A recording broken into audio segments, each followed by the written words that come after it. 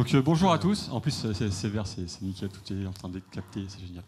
Bonjour à tous, merci d'être venus aussi nombreux dans ce talk qui va parler un petit peu de backstage et de platform engineering.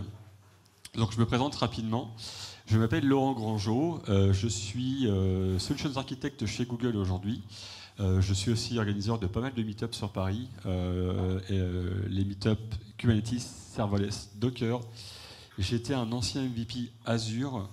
Je donne des cours aussi à pas mal d'écoles. J'ai fait des cours sur Google Classroom. D'ailleurs, petite pub, j'ai publié il y a une semaine un cours qui me tient à cœur, c'est le cours sur Kubernetes. Donc allez faire un tour sur Google Classroom, il y a un super cours sur Kube. Et faites-moi des retours si le cours est bien, pour l'améliorer. Et je te laisse te présenter. Tony Jariot, donc moi je travaille pour Sogeti. Alors j'ai une activité beaucoup moins, en tout cas je suis beaucoup moins actif que Laurent. Je suis tech lead AWS pour Sogeti Capgemini et accessoirement speaker ou co-speaker avec Laurent. Aujourd'hui on va vous parler du platform engineering, KESACO. Ce nouveau terme commence à arriver depuis quelques années dans les entreprises. Et du coup, on va faire ensemble un deep dive sur le platform engineering, comment on le met en œuvre, et comment on le met en œuvre associé à une petite démo que nous a concocté Laurent. Le platform engineering, de plus en plus, au sein de l'entreprise, on doit aller de plus en plus vite sur le time to market. On doit déployer les applications. Et le point commun entre des entreprises type PhotoWeb, Air France et Deezer, par exemple, ils utilisent tous une solution de platform engineering afin de faciliter le déploiement des applications, que ce soit sur les environnements de dev jusqu'à l'environnement de production. Et donc l'objectif du platform engineering, ça va être de centraliser ou d'unifier au travers d'un même outil, une même plateforme, l'ensemble des bonnes pratiques de l'entreprise. Donc, initialement, on avait le monde du développeur où il était tout seul à faire son développement, son design, déployer son infrastructure. Ça, on est dans les années 2000. En 2007, on a commencé à avoir la notion de DevOps où enfin on va pouvoir échanger les développeurs avec les équipes d'infrastructure pour pouvoir déployer de façon smooth l'ensemble des applications qui sont en train d'être développées. C'est plutôt une bonne nouvelle, mais il manquait encore la relation avec les équipes opérations, les équipes qui gèrent le monitoring et les conditions opérationnelles des applications. Et du coup, la notion de SRE, Site Reliability Engineering, est arrivée. Finalement, on se rend compte qu'on a une galaxie, les développeurs utilisent une galaxie d'outils, ou même les chefs de projet, qui vont intervenir pour développer une application, vont utiliser une galaxie d'outils. Et donc, comment faire pour que cet ensemble de galaxies d'outils soit unifié au sein de l'entreprise afin d'éviter de réinventer la roue à chaque fois. Donc, d'où l'avènement du platform engineering qui a commencé réellement à prendre son essor en 2021. Et donc, pour imaginer un peu tout ça, on avait les équipes DevOps qui, chaque équipe, ont en charge le maintien en conditions opérationnelles et l'automatisation de toutes les tâches pour pouvoir déployer les applications sur leurs propres environnements. Donc on a les équipes qui sont silotées. Est arrivée donc, la notion de Site Reliability Engineering où on a associé à ces équipes DevOps des équipes de SRI qui, à partir de KPI, vont être en charge d'automatiser, de supprimer toutes les tâches manuelles au sein d'un projet afin d'améliorer la qualité du service délivré auprès des end-users. Et donc de là, on commence à parler de platform engineering. Donc le platform engineering, ça va être la possibilité d'apporter, en plus de ce que font déjà les équipes DevOps, les équipes SRI, d'apporter une notion de tooling à l'ensemble des équipes projets au sein d'une entreprise, afin d'unifier toutes les bonnes pratiques, que ce soit en termes de développement, d'automatisation, les bonnes pratiques de sécurité et de déploiement des applications. Et donc, dans le platform engineering, le gros avantage qu'on va retrouver, c'est au travers d'un pane de glace, on va retrouver l'ensemble de la documentation des applications, l'ensemble des API, on va pouvoir y rajouter l'ensemble des plugins qui vont nous permettre de nous connecter que ce soit à notre Jira, à notre plateforme IDP pour la partie authentification, comme le montra tout à l'heure Laurent au travers de Google, par exemple, à tout hasard, un peu de promo. On va retrouver également toute la partie publication au sein d'une même plateforme des bonnes pratiques des équipes sécurité. Donc j'insiste beaucoup dessus sur la partie sécurité parce qu'on retrouve très souvent des applications qui ne sont pas maintenues ou les bonnes pratiques de sécurité ne sont pas maintenues en conditions opérationnelles ou en MCS. Et du coup, là, le fait de retrouver l'ensemble de ces bonnes pratiques au sein d'un même outil va nous permettre de garantir ces bonnes pratiques. On va retrouver également toute la partie documentation des applications. Donc globalement, au travers d'un seul et même portail, vous allez pouvoir accéder au monitoring de vos applications, au pipeline de déploiement, votre documentation et l'ensemble des plugins que vous aurez choisi de rajouter ou de développer vous-même pour répondre à votre besoin interne. Donc, parmi l'ensemble de ces composants, au travers de l'IDP, Internal Developer Platform, on va retrouver des composants qui vont nous permettre de nous connecter à nos composants de CI/CD, de générer la documentation, de suivre vos projets au travers de plugins, si vous utilisez par exemple à tout hasard du Jira, toute la partie pipeline de déploiement avec les solutions logicielles type Flux, Argo CD, tous les pipelines mis à disposition par d'autres tiers d'ailleurs. On va pouvoir également accéder à ce que je parlais précédemment, toute la partie observabilité. Ça, c'est super important. Ça veut dire qu'au travers d'une même solution, on n'aura plus besoin d'avoir plein d'onglets ouverts directement dans votre navigateur. Au travers d'un même portail, vous accéderez à l'ensemble des fonctionnalités spécifiques à votre application.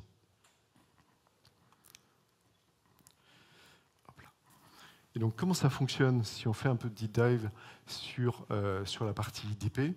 Donc, typiquement, au travers de Backstage, pardon, j'avais perdu le nom. C'est un peu le nom du truc. Hein.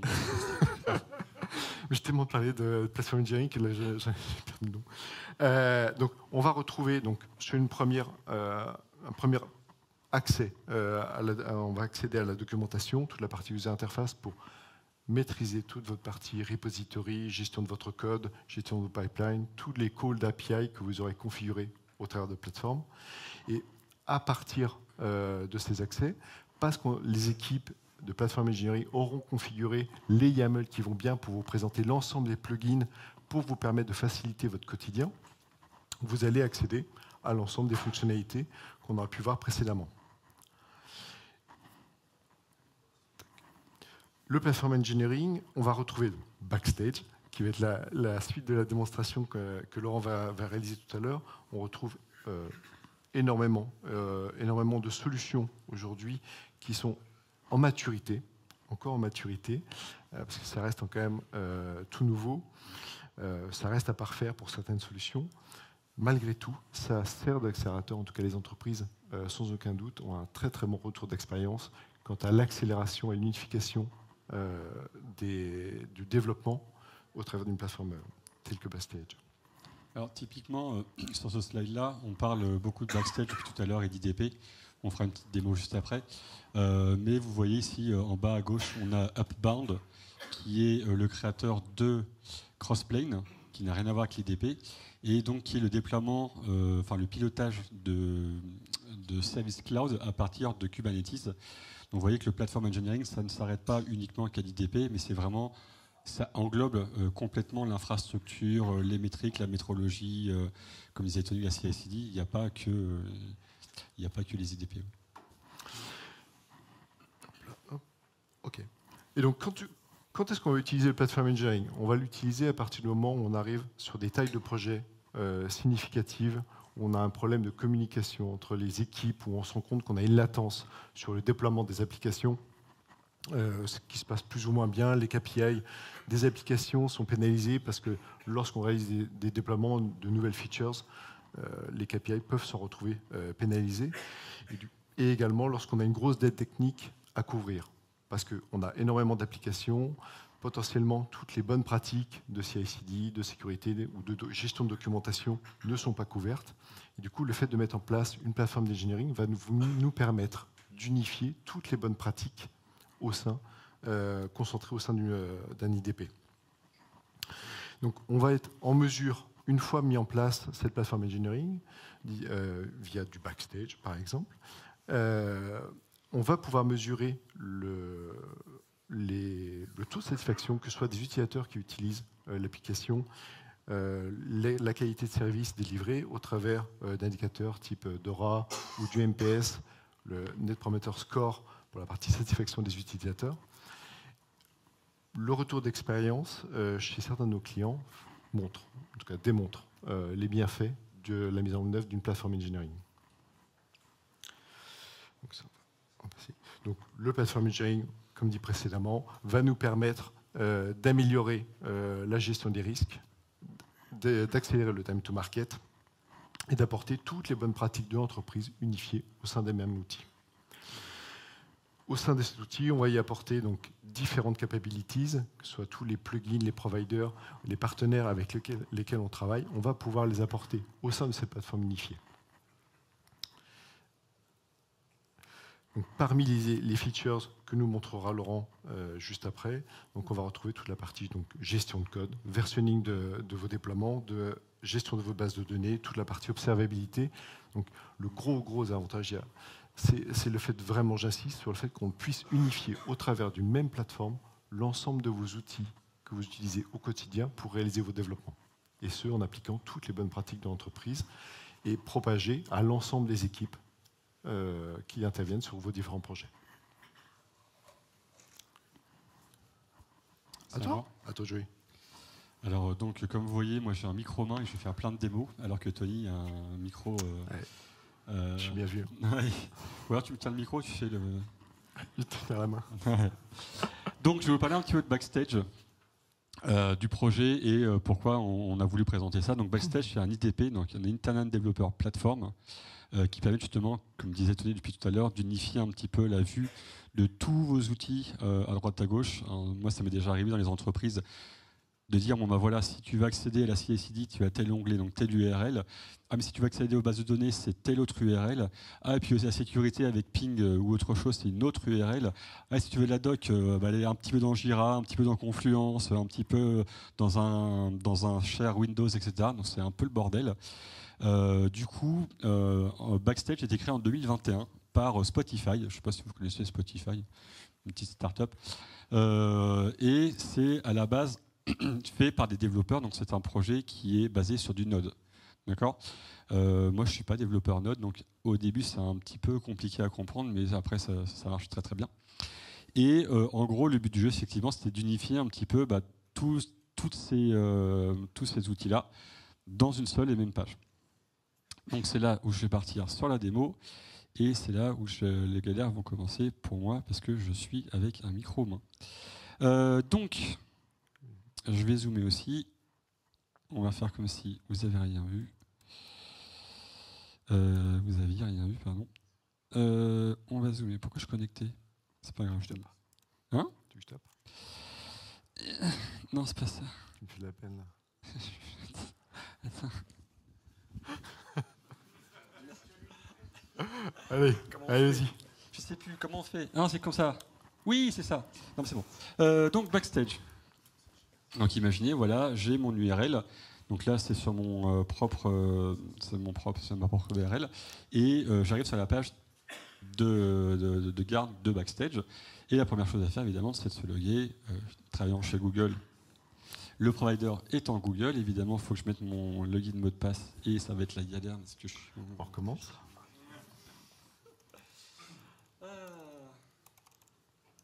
C'est pas grave. Je tape ton mot de passe ? Non, il y a un truc qui est super maintenant. Les mots de passe, c'est has-been. Maintenant, c'est ce qu'on appelle les passkeys. Et ça marche très très bien. D'ailleurs, je vous encourage vraiment à utiliser les passkeys parce que je n'ai même pas eu besoin de taper mon mot de passe. J'ai juste eu à mettre mon empreinte digitale. Voilà.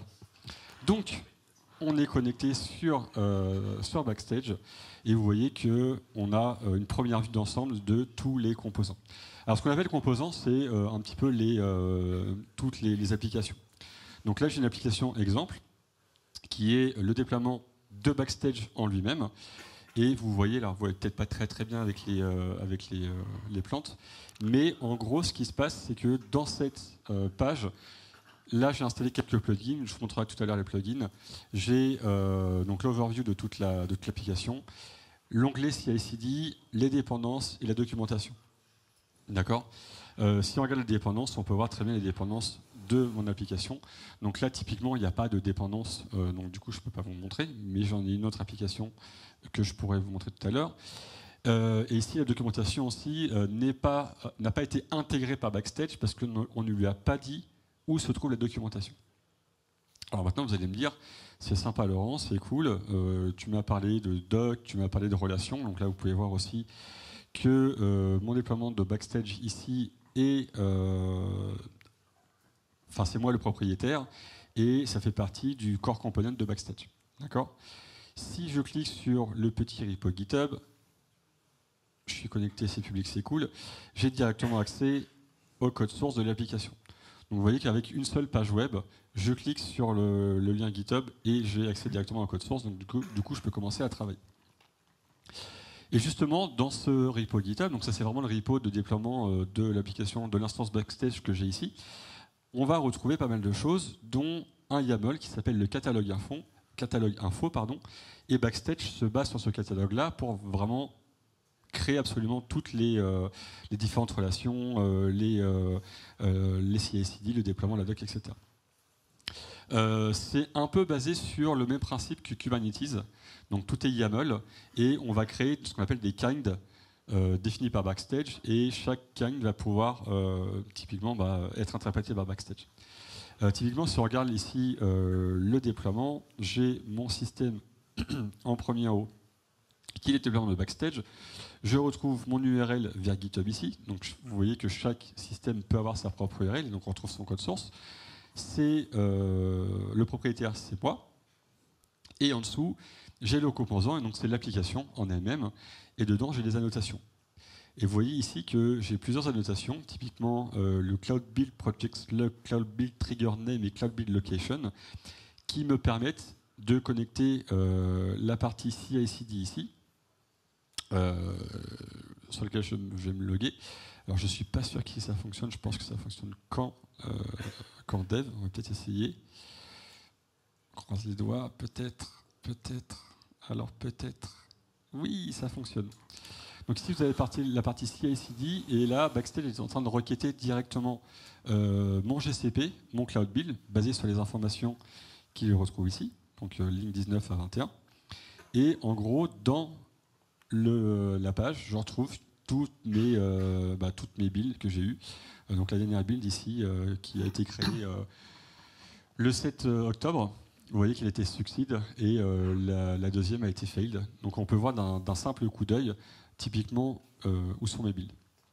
Évidemment, si je clique ici, je peux avoir plus d'informations sur la build sans quitter Backstage. Donc vous voyez qu'il a été complété directement, que ça a été sur la branche main, que ça a été fait par la Service Cloud Build, et je peux voir directement sur Google. Normalement, je suis connecté, donc ça devrait être bon. Alors, vous voyez directement, j'ai accès à toute l'historique. Ok ? Donc ça, c'est un petit peu, c'était pour vous montrer un petit peu la démo. Maintenant, dans ce repo-là, j'ai un déploiement un petit peu plus complexe de un projet qu'on appelle le Online Boutique, la microservice démo de Google, qui me permet de déployer plusieurs microservices. Le manifeste, si vous voulez le voir un petit peu, il est ici, vous voyez plusieurs déploiements, donc il y a plein de microservices, Currency Service, quoi d'autre, Load Generator, etc. Bref, tout ça c'est le déploiement pur Kubernetes. Et à côté de ça, moi j'ai créé le même catalogue info, ici, pour référencer tous les différents microservices. Donc j'ai référencé moi-même en disant dans Backstage, voilà, le système c'est le microservice démo, dans le namespace APPS, apps, et dedans il y a des services de type add service, de type card service, etc. Et ce que je vous propose, c'est de copier-coller cette URL-là et de nous amuser à créer un second, pas du tout, à enregistrer un composant qui est déjà présent. Donc je copie-colle le YAML ici, je vais analyse, et là il me trouve 13 entités, donc vous voyez c'est mes 13 entités des microservices démo. Je fais une porte, et ici voilà, il m'a créé tous les composants avec le Apps Online Boutique, le Shipping Service, etc., etc., etc. Maintenant si je regarde les composants, il y a un petit peu plus de choses, typiquement l'onglet Kubernetes, qu'on va voir juste après, mais on retrouve un petit peu la même chose, directement la source. Donc la source, là, ça pointe directement vers le repo GitHub. On peut voir la doc, donc comme je n'ai pas mis d'annotation, la doc, on ne peut pas la trouver. On peut voir que typiquement c'est une partie front-end, ça pointe sur Add Service, et si on regarde les dependencies, il me semblait que je les avais fait, peut-être dans API. Ouais, c'est bizarre ça. Bon. Bref, ça a disparu. Ah non, je sais pourquoi. Je sais pourquoi. Voilà. Parce que je n'étais pas sur l'application en elle-même, j'étais sur le microservice Add Service. Et donc si on regarde l'application en elle-même, ici vous voyez, bon, vous voyez pas parce que c'est un petit peu dézoomé, mais en gros ce sont mes 13 microservices ici qui peuvent discuter entre eux, oui. L'application Online Boutique, et si je regarde le diagramme, vous voyez toutes les relations qu'il peut y avoir entre les microservices. Donc du coup on parlait de documentation tout à l'heure, moi ce que j'aime beaucoup là-dessus c'est...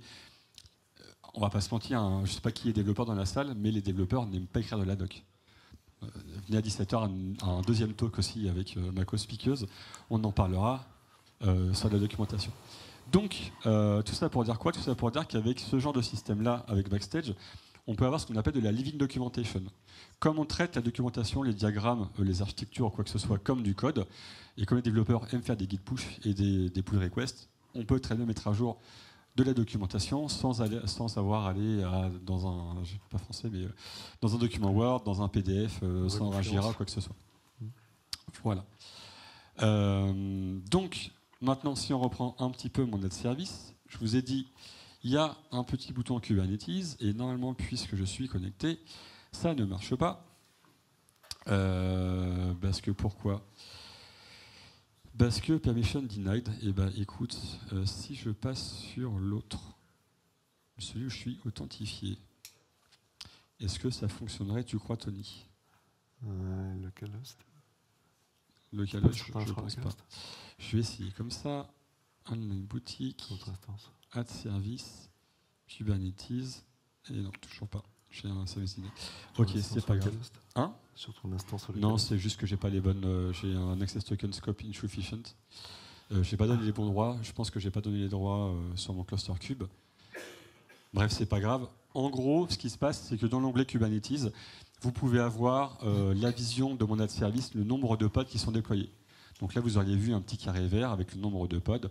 S'il y en avait 15 déployés sur le cluster Kubernetes, il y aurait eu 15 pods déployés. Vous pouvez avoir en temps réel la vue de vos déploiements sur Kubernetes. C'est toujours les effets de démo. Lorsqu'on est en live, il y a forcément un couac, du coup, tu prends les screenshots. Qui merde. Donc voilà ce que je voulais vous montrer un petit peu sur l'IHM en tant que tel. Et maintenant, on va essayer d'aller voir un petit peu le code et de faire un petit peu mumuse et de vous montrer d'autres choses. Alors, si on regarde un petit peu, et si je zoome, parce qu'au fond de la salle, je pense que personne ne peut voir. Hop, hop, voilà. Donc, en gros, ce qui se passe, c'est que je vous ai dit, Backstage à la base, c'est un paquet Node.js. Donc, c'est aussi simple que faire un npx Backstage create app at latest, et il va vous créer un scaffolding de dossiers. Et là, vous pouvez commencer à vous amuser. Et ce qui est intéressant dans Backstage, c'est qu'on a énormément de plugins à disposition. Si on va voir sur la page Backstage Stage Plugin, vous allez voir que vous pouvez trouver votre bonheur. Moi, j'ai installé le plugin Google, évidemment, le plugin GitHub, mais il y en a énormément d'autres. On avait donné la conférence... Non, on avait discuté à la WAX conférence avec une entreprise qui fait des avions, enfin qui ne les fabrique pas, mais qui les fait voler, française, et qui nous disait qu'ils avaient utilisé Backstage pour gérer complètement leur infrastructure, complètement leur SI, et en plus qu'ils avaient développé eux-mêmes des plugins en tout cas de sécurité basée sur ping, pour pouvoir piloter un petit peu tout ça. Et si vous regardez un petit peu tout ce qui se passe, voilà, on est en plein dedans en plus en ce moment, vous pouvez avoir un AI Assistant sur Backstage. Donc vous pouvez avoir du LLM pour dire donne-moi, je sais pas moi, la liste des microservices qui ne fonctionnent pas sur les microservices démo. Vous pouvez avoir pas mal de choses, du Google Analytics, là je vois en premier. On est partout, écoute. On a du Amazon Elastic Container Service, Tony. Ah, c'est bien, voilà, on a de la AWS aussi, du code pipeline, du Lambda, etc. Donc, on montrait les CI/CD, typiquement on va retrouver tous les plugins Argo. La communauté publie énormément de plugins et les maintient en conditions opérationnelles. N'hésitez pas à aller en tout cas consulter la page de plugins et éventuellement développer vous-même vos propres plugins. C'est ce que j'expliquais précédemment. C'est-à-dire qu'en fonction de vos besoins de projet, vous avez peut-être développé des applications tiers qui sont custom à l'entreprise. Du coup, vous avez la possibilité de développer vos propres plugins et de les intégrer très simplement au travers des YAML que vous montrez Laurent tout à l'heure au sein de votre application Backstage. Exactement. Du coup, voilà une tripotée de plugins et open source. Donc faites des plugins. Ce qui est intéressant ensuite, une fois que le plugin a été, on va dire, téléchargé et installé, c'est que c'est assez simple à configurer. Si je regarde dans le package, il va vous créer deux dossiers, donc un dossier app, un dossier backend. Et dans ce dossier backend, vous avez un fichier index.ts où vous pouvez ici mettre votre... il n'y a rien du tout. Mettre toute la liste de tous les plugins. Typiquement, là j'ai les plugins module catalogue sur suite base, module TechDoc que vous pouvez les voir au début. J'ai rajouté le plugin Cube ici et j'ai rajouté le plugin GitHub ici. Okay, donc vous pouvez vous amuser à télécharger des plugins, les installer, les configurer.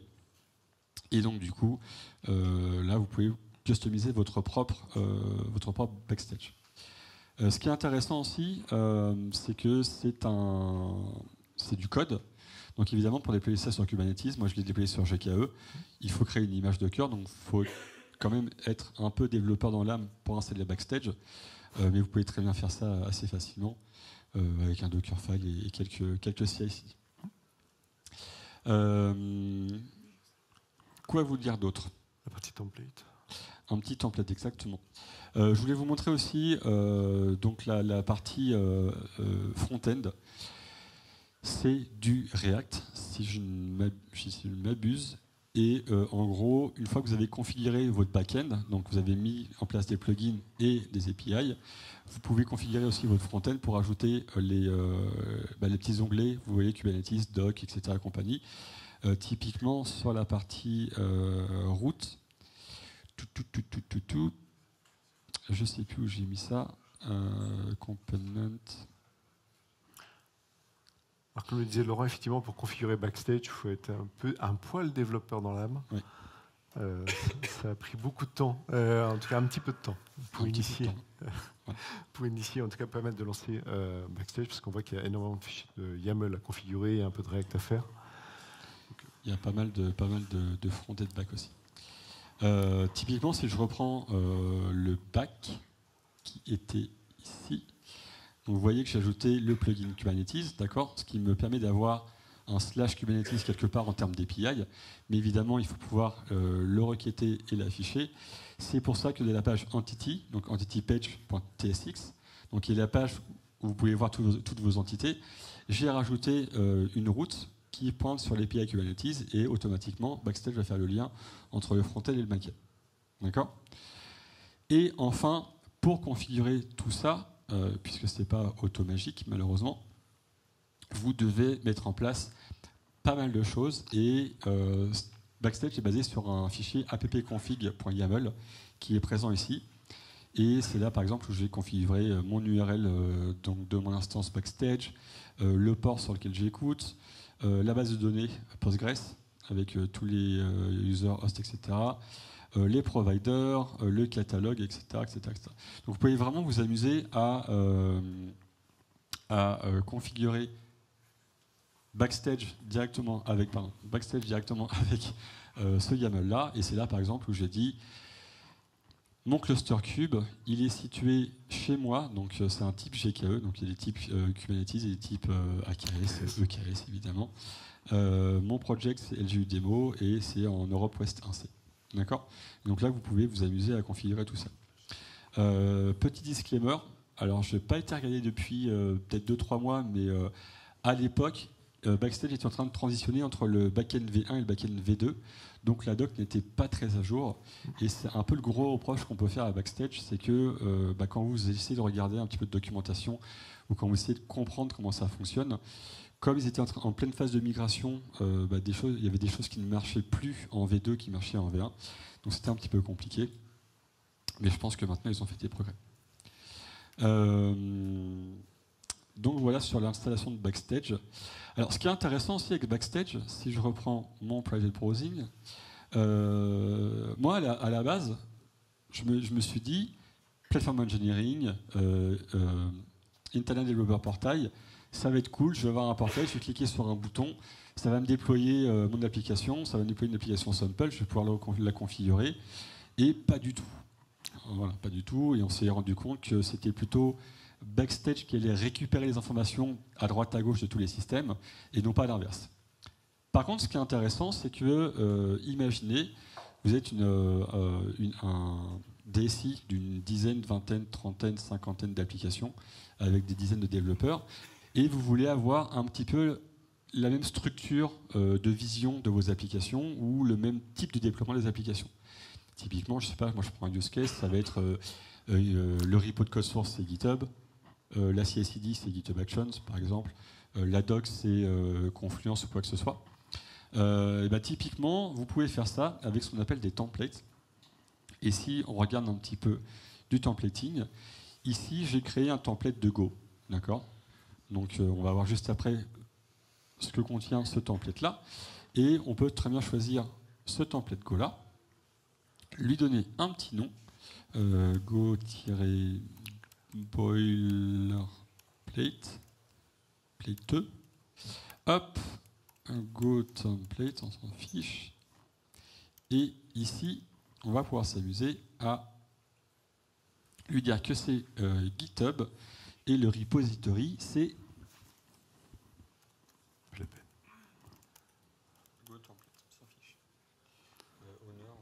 Donc à partir des templates qu'on aura pu configurer au sein de Backstage, on va pouvoir industrialiser pour chaque nouveau projet le déploiement ou l'instanciation.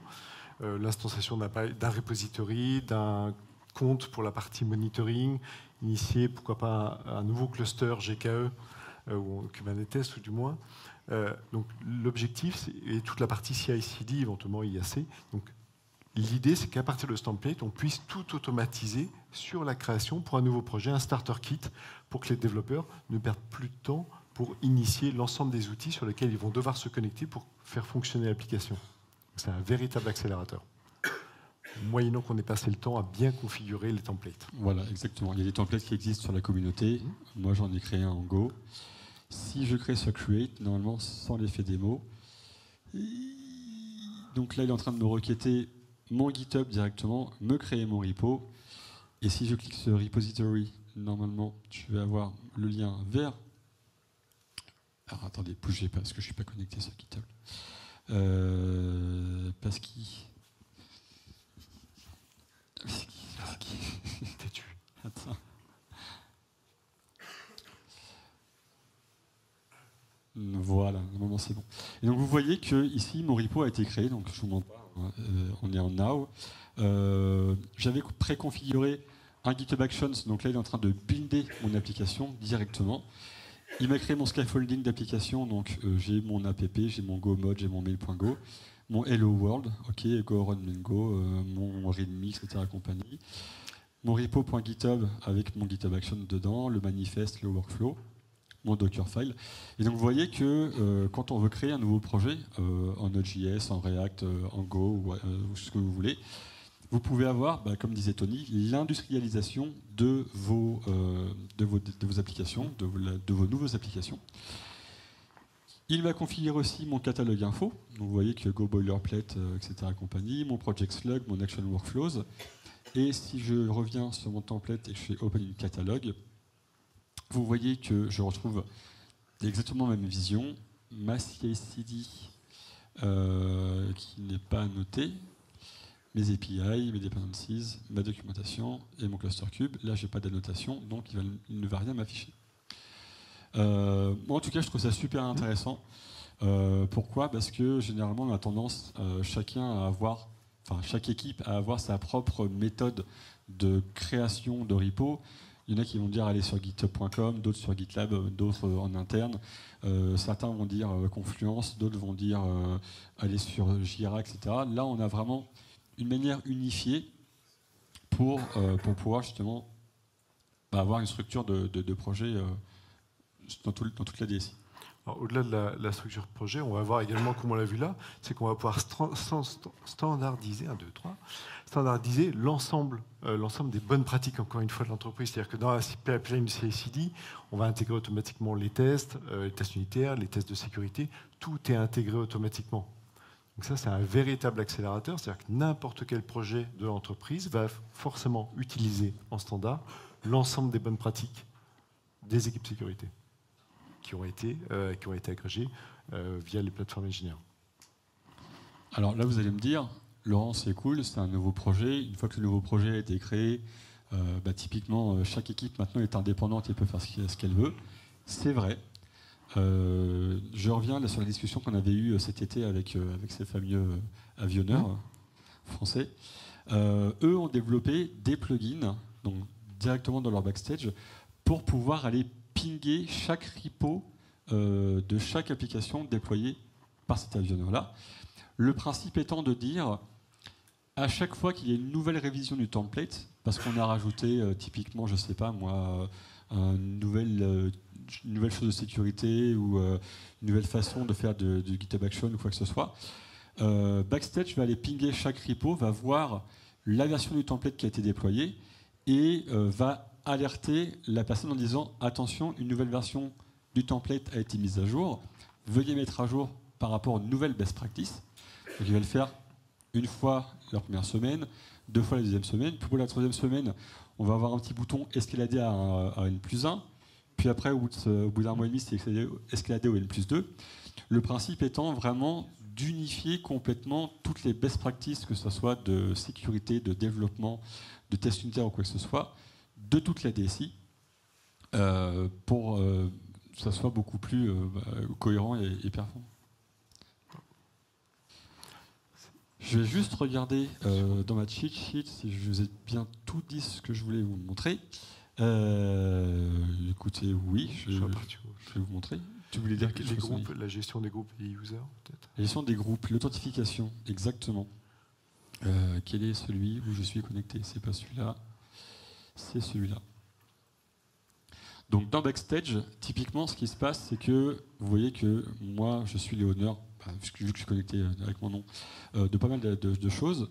Et en gros, vous pouvez voir qu'on a une gestion des utilisateurs qui est basée directement sur des providers. Mon provider est Google Cloud. Il n'y a plus de batterie ici. Google Cloud. Du coup, ce qui se passe, c'est que la première fois que je vais me connecter, un peu à la manière d'un LDAP, Backstage va aller pinguer Google, va lui dire récupère-moi à quel groupe appartient Laurent, quel est son nom, quel est son... C'est le moment où ça coupe là. Ah là là. Quel est son nom, quel est son groupe, quels sont ses droits, et va automatiquement enregistrer ça dans son système. Et donc j'aurai accès à des systèmes, à des services et à des composants directement basés sur mon groupe. Alors comment ça se passe côté configuration ? Côté configuration, ici on a des résolveurs. On a 3 résolveurs qui viennent de base. Donc qui est trouve mon user par email, trouve mon user par name et trouve mon user par annotation. D'accord ? Ce sont des résolveurs qui sont de base, qui fonctionnent très bien avec GitHub, qui fonctionnent très bien avec Google, avec GCP, avec tous les providers. Malheureusement, tous les providers ne sont pas supportés. Typiquement, je pense à Ping, qui n'était pas supporté à la base. Et surtout, la façon de requêter les utilisateurs va dépendre de l'entreprise. Typiquement, là, il n'y a pas de recherche par groupe, en gros. Voilà. Donc c'est vraiment uniquement par les users et par un savant micmac dans Backstage. En gros, il va me prendre mon user et me créer en interne dans la base de données qui est définie en haut, tic tic tic, dans Postgres, un user, un mot de passe. Ce qui fait qu'une fois que je suis enregistré, bah, typiquement, j'appartiens à un groupe dans la base de données. Même principe, vous pouvez développer des plugins pour aller requêter directement ping avec des groupes, pour pouvoir vous authentifier sur des groupes, et donc vous amuser à filtrer ou faire apparaître certaines choses par rapport à des groupes de sécurité et par rapport à des users. Et probablement que cet avionneur va reverser en tout cas, son plugin au travers de la communauté. Voilà. En tout cas, ça faisait partie des sujets qui étaient portés par cette entreprise sur quid de reverser nos développements internes au profit de la communauté du plus grand nombre. Exactement. Je pense qu'on a fait le tour, Tony. On a fait le tour. Donc, pour résumer, on voit que le plateforme, en tout cas Backstage, nous offre énormément de plugins, énormément d'outils pour faciliter notre vie au quotidien, moyennant qu'on soit retroussé un tout petit peu les manches pour pouvoir initier toutes les bonnes pratiques, les templates, toute la partie gestion des authentifications. Une fois que c'est en place, on l'a vu au travers de la démonstration de Laurent, en quelques clics, on sait déployer, initier un projet, on sait déployer les bonnes pratiques automatiquement, gérer la documentation as code. Donc, du fait que le produit soit reversé par Spotify à la CNCF, on peut espérer qu'il y ait de plus en plus de contributeurs qui permettent de faire évoluer la solution et que cette solution soit bientôt, en tout cas, de plus en plus facile à implémenter et à adopter par les entreprises. Alors, moi je sais qu'en discutant avec des clients chez Google, on a beaucoup de clients que ça intéresse le platform engineering et d'autant plus Backstage. Ils nous demandent effectivement comment faire pour faire une cartographie un peu complète de leur SI. Donc c'est vraiment quelque chose qu'il faut regarder. Et voilà. Après, je ne sais pas si vous travaillez chez des clients, mais je ne sais pas si toi, Tony, côté Cap, tu vois aussi. On a effectivement des cas clients où on commence à regarder de très près le platform engineering. En tout cas, il y a des études qui sont en cours pour justement déployer cette solution auprès de nos clients pour faciliter, principalement dans des grands comptes, uniformiser, travailler sur l'uniformisation et la standardisation de déploiement des projets et développement. Est-ce que vous avez des questions? Exactement, on passe à la partie questions. Il nous reste 3 minutes. Si vous avez des questions. Il y a une question. Alors, juste par l'effort, je répéterai au micro. C'est aussi un micro qui se balade dans la salle. Ouais, il y a plein de mains levées au fond, là, c'est bon. Et pour ceux qui n'ont pas le temps de parler, on sera dehors pendant le déj. Bonjour, merci pour la présentation. Vous avez commencé à en parler à propos de la cartographie chez les clients avec des gros SI. Nous, c'est notre cas, on a des gros trucs. Comment on peut faire pour que ce JSON, les JSON initiaux dans lesquels on doit référencer tout notre patrimoine, comment on pourrait faire, ou est-ce qu'il existe une solution pour au moins générer une partie pour débuter, si ça existe? Alors, à ma connaissance, un plugin comme ça, je ne connais pas. Mais une idée serait potentiellement d'aller taper une CMDB que vous pouvez avoir chez vos clients en interne. Un fichier méga d'architecture, un référentiel, et générer automatiquement le YAML. Je remonte le YAML, hein, c'est pas super compliqué. C'est pas super compliqué. Le YAML, il est ici. Donc typiquement, aller taper un référentiel et générer en gros le composant, les applications et les références, ça ne devrait pas être très compliqué, mais à ma connaissance, je ne connais pas de plugin qui le fait aujourd'hui. Moyennant, c'est à travers d'un référentiel, si vous avez accès à un référentiel unique, au travers d'un plugin, si vous savez scanner l'ensemble de votre référentiel pour vous connecter aux infrastructures distantes pour pouvoir justement identifier les ressources qui sont déployées. Déjà, ça vous permet de réaliser une première cartographie du SI. Après, effectivement, si vous faites du déploiement sur du GKE en ayant la description de l'ensemble des YAML et des services exposés, là, vous allez pouvoir développer ou peut-être améliorer le plugin qu'on a pu voir précédemment pour justement afficher une cartographie. la complexité sur ce type de représentation. À partir du moment où votre SI est conséquent, a priori c'est le cas, ça va peut-être difficilement lisible lorsque vous allez le représenter. Après, peut-être gérer en mode affichage par type d'application, plutôt que de rentrer dans le détail des services, mais après, c'est possible. Alors, on n'a plus de temps pour les questions. Peut-être une question, alors. Vous avez de la chance. Autant le côté agrégation, multiprojet, tout ça, je trouve ça plutôt sympa. Je suis pas trop convaincu sur le côté, quand je dois créer des repos, je peux utiliser mes templates. Moi, je me dis, quand j'ai des centaines de repos et que je veux appliquer des settings partagés et les faire vivre, je veux qu'ils soient dans Terraform, en fait, mes repos. Et régulièrement appliquer la conf pour tout réaligner. Là, j'ai l'impression que finalement, c'est plus en mode fire and forget, je vais te créer plein de trucs. Par contre, démerde-toi pour les maintenir derrière. Est-ce que j'ai loupé un truc ou pas? Sur la partie repository, l'idée du repository, en tout cas lorsque tu vas initier un projet, tu vas pourquoi pas déposer un template IAC parce que tu vas vouloir gérer tes infrastructures pour déployer ton application après.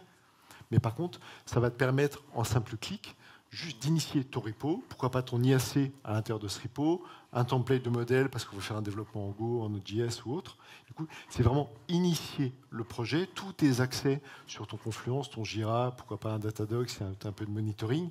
Du coup, c'est vraiment standardiser l'initialisation à minima de tous les projets en apportant toute la chaîne DevOps CI/CD qui, pourquoi pas, exécutera ton Terraform. Mais tout sera initié et standardisé déjà en amont. Donc ça veut dire que toutes tes bonnes pratiques de sécurité, les tests unitaires, les tests sécu, typiquement ton Terraform, tu es sûr qu'ils seront déjà implémentés dans ta CI/CD. Voilà, c'est l'objectif.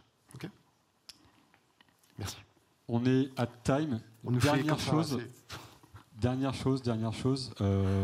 Vous avez, alors on n'a pas mis le lien malheureusement QR code, désolé. Vous avez un open feedback qui est ouvert. N'hésitez pas à faire des retours sur l'open feedback, savoir si c'était bien, pas bien, il manquait des choses, quoi que ce soit. Ce qu'on peut améliorer. En tout cas, on vous remercie beaucoup d'être venus si nombreux et puis on vous souhaite une bonne conférence. Merci à tous. Merci.